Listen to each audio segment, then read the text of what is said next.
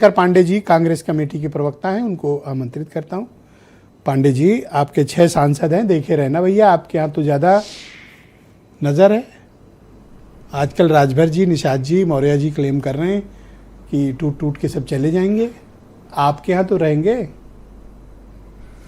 देखे रहना। हाँ बिल्कुल देख के रखा है, बिल्कुल देख रखा। ब्रजेश जी देखिए, जो वैचारिक रूप से मजबूत होते हैं और जिनके पीछे कोई कमजोरी नहीं होती है, वो लोग जहाँ हैं वहाँ टिके रहते हैं।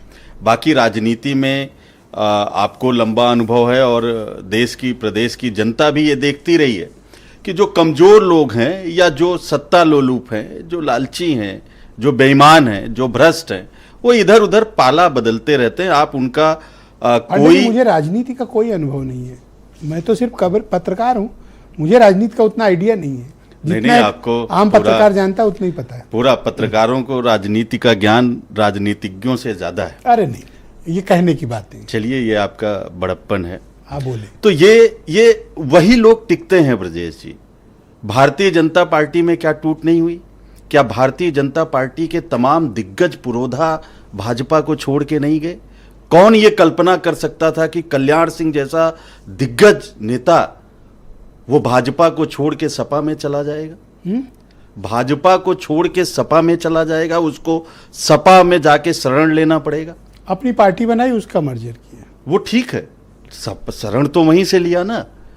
तो ये राजनीति में जो कमजोर लोग होते हैं, क्या नाम, उनकी गारंटी आज कोई नहीं ले सकता। रही देखिए, कांग्रेस पार्टी जितनी सशक्त थी ब्रजेश जी, अगर वो चाहती तो भाजपा जैसे दल कभी जन्म ही नहीं ले पाते। अगर हमने कोशिश तो की थी, यूपी नहीं कोशिश की। अगर ये कोशिश करते तो ये जनसंघ और ये भाजपा आतंकवाद कभी पनप नहीं पाती अगर हमने अलोकतांत्रिक, असंवैधानिक और ईडी सीबीआई का दुरुपयोग किया होता। क्यों एसआईटी के सामने आरएसएस के 10 प्रचारकों को, सीनियर लीडर्स को पूछताछ के लिए बुलाया गया? मैं आपको बताता हूं, ऐसा नहीं। जब इमरजेंसी में आरएसएस के तमाम नेता जेल में थे तो सरसंघ चालक ने इंदिरा गांधी से मिलने के लिए किसी नेता के माध्यम से कई बार कोशिश की और इंदिरा जी ने मना कर दिया।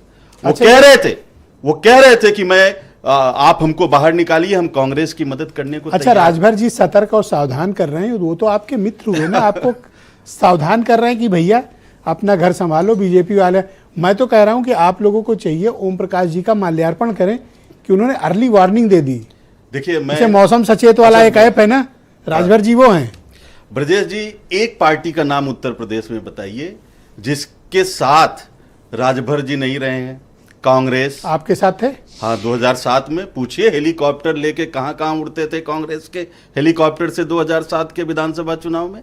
आप तो ऐसे तंज कर रहे हैं जैसे हेलीकॉप्टर में बिठा दिया। अरुण जी बैठे हैं, पिछड़े समाज के एक नेता को हेलीकॉप्टर देके कोई एहसान नहीं देता है। कांग्रेस के हेलीकॉप्टर से उड़ते थे, प्रचार में जाते थे। INC, BSP, SP, BJP, Owaisi ji की पार्टी एआईएमआईएम, सब में तो रह लिए हैं। ये क्या है? देखिए, ऐसे जो दल हैं जो दूसरे बड़े दलों के दम पर जीवित रहते हैं, यानी कि परजीवी होते हैं, उनको किसी दल का जरूरत होता है। अच्छा, एक बात बताइए, ओम प्रकाश राजभर जी जिस दल के साथ चुनाव लड़े, उस दल के साथ वो अगली बार अभी तक तो नहीं दिखे। इस बार अगर दिख जाए तो अच्छी बात है, इनका ट्रैक रिकॉर्ड जो है वो बदल जाएगा। और रही बात रत्नाकर जी जो कह रहे थे ब्रजेश जी, वो भी कभी हमारे ही दल में थे। लास्ट बात कह दूं, अभी गए हैं कुछ समय। रत्नाकर आपके यहाँ थे? हाँ, हमारे यहाँ थे, कुछ ही समय पहले गए हैं। तो भाई हैं, आपने सही कहा। रत्नाकर जी कभी हमारे ही साथ थे, भाई हमारे हैं, आपने सही कहा। कांग्रेस में थे?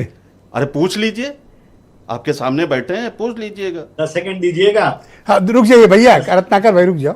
अच्छा, अब और आ जाइए। देखिए भाजपा का आपने कहा क्या आप लेंगे? तो कॉमेडी शो बना दिया आप लोगों ने यार। आपने इनसे कहा क्या आप लेंगे? सांसदों, सुनिए, भाजपा क्या है कि इन कमजोरियों को पकड़ती है ईडी सीबीआई के माध्यम से। सर धन्यवाद, घसीट के लाती है। मैं देवकी